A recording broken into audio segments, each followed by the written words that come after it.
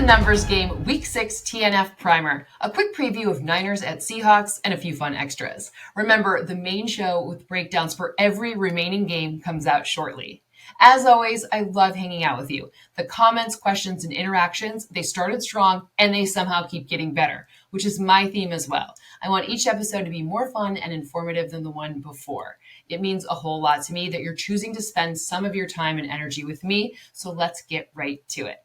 Last week, my model went 9 of 14 straight up, 6 wins against the spread, 6 wins on totals, bringing the season to 64.3% straight up, 48.1% ATS, and 51.3% on totals. One mistake to point out for now, I was way off on Arizona's ability to run the football on San Francisco's defense. James Conner had 86 yards with 9 forced missed tackles, and all 3 of his 10-plus rushes came against neutral or stacked boxes, while Kyler Murray added 83 rushing yards, and he had a 5.9 EPA for this game. Ridiculous. One thing I'm happy about, aka my model was very on it, was the Bears' ability to get Caleb Williams some reps and success on downfield and deep passes. His 2 touchdown passes came on an intermediate, so 10 to 19 air yard, and deep, 20-plus air yard level. And on deep attempts overall, he was 2 of 3 for 55 yards with a 149.3 passer rating. Fun fact about Week 5. This is the first time in NFL history that multiple defensive touchdowns of 100-plus yards occurred on the same day. That even holds true for the same week. Broncos corner Patrick Surtain had a 100-yard interception return for a touchdown, and Seahawks safety Rayshon Jenkins a 102-yard fumble return, also for a touchdown. Okay, on to TNF. I gotta get back on my 10-plus goal train again, despite 4 games being on byes. So let's dial into this NFC West matchup between 2 teams coming off losses where each were about a touchdown favorite.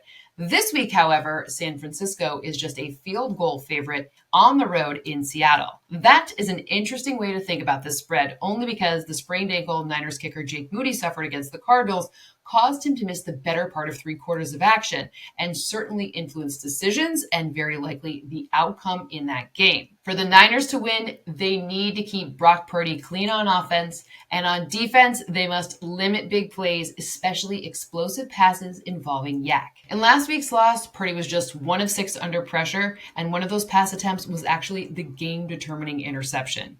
The intermediate level of the field is usually Purdy's money area. He was 15 of 35 and had a negative completion percentage over expected. That is the first time that's happened for him in 8 straight games.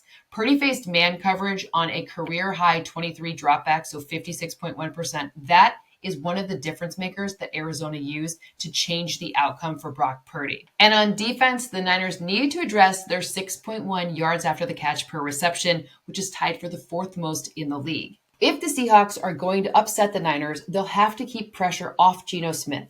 And on defense, they'll have to rely hopefully on their secondary to keep everything in front of them. Over the past 2 games, which were losses for Seattle, the offensive line has allowed 10 sacks on Geno Smith. In fact, last week, Smith was sacked 7 times. This has sped up Geno's time to throw.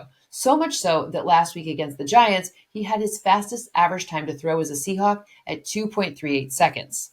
One of the ways to take pressure off is to use the run game. But last week against the Giants, there were only 11 rushing attempts total, and Geno ran for 4 of them. Kenneth Walker had 41 rushing yards over expected just 1 game ago against the Lions. So there's some conflicting play calling strategy here. I would expect more run in this one though. On defense, it is no coincidence that without Boye Mafe, Byron Murphy, and Uchenna Nwosu, things are harder for Seattle. But 2 bright spots are found in Devin Witherspoon, who mainly lines up at the slot, who has a negative 9.3 EPA, that is 13th best in the league, number 3 best among slot corners. The other bright spot, Tariq Woolen, who has just a 16.3 passer rating allowed. That is 2nd lowest among all guys, any position, who's seen 10-plus targets. Note here, Tariq Woolen left in the Giants game with an ankle injury and hasn't practiced as of this recording. Bottom line, over the past 2 weeks, the Seahawks offensive line has allowed 25 pressures on their quarterback. And by the way, the Niners, they can get home with 4. They don't blitz over 75% of the time, which is tied for 6th most. And they have 11 sacks without bringing 5 or more. That ranks 4th most. If Geno starts to speed up, this is also a problem for Seattle because San Francisco's 35 quick quarterback pressures are 7th most. Quick is under 2.5 seconds. Oh, and one last thing. Daniel Jones was 9 of 12 for 101 and 2 touchdowns one on a deep pass, using play action last week against the Seahawks. Play action to the intermediate is a staple for Brock Purdy. Niners extend their streak to 6 wins over the Seahawks by a score of 25-23. More than 47.5 points happen in 52% of simulations. And one big note here, if the defense was even a little bit healthier, it's very likely my score would have flipped. One sentence summary for this game is Brock Purdy and the offense have better odds of escaping pressure and turnovers against the banged up Seahawks, driving a Niners win by 2 points. Let's finish it off with a TNF menu. I've been getting good feedback from the bland and spicy stat mixes from last week's show, so I'm going to give you ingredients so you can make your own blend. As a reminder, bland player notes are ones that occur in 55+% of my model simulations, and spicy ones are 48%. So you can mix and match as you see fit. Just remember, the more spicy, the less likely they are to happen. Let's start with the bland first. Number 1. Jordan Mason to rush for at least 84 yards. Fun fact, Mason, with 536 yards, has the most rush yards by a 49ers player through 5 games of a season in franchise history. He passed Christian McCaffrey's 510 rushing yards in 2023. The next one is so chalky, my mouth is dry. Jordan Mason touchdown. And last but not least, Tyler Lockett to have at least 45 receiving yards. He's passed this number in all but 1 game this year. As for the spicies, number 1, Geno Smith to pass for at least 2 touchdowns. This is spicy because everywhere I look, consensus is saying that 1 is more likely, but short passes still count as passes. Number 2, Deebo Samuel to have at least 54 receiving yards.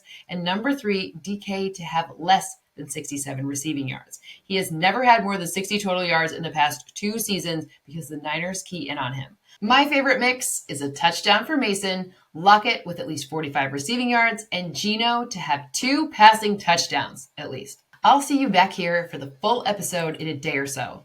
All my numbers will be up for you to use as you wish on Wednesday, and I might have some newsletter information as well. Thanks for hanging out, and if you like the show, please pass it along so we can continue to grow.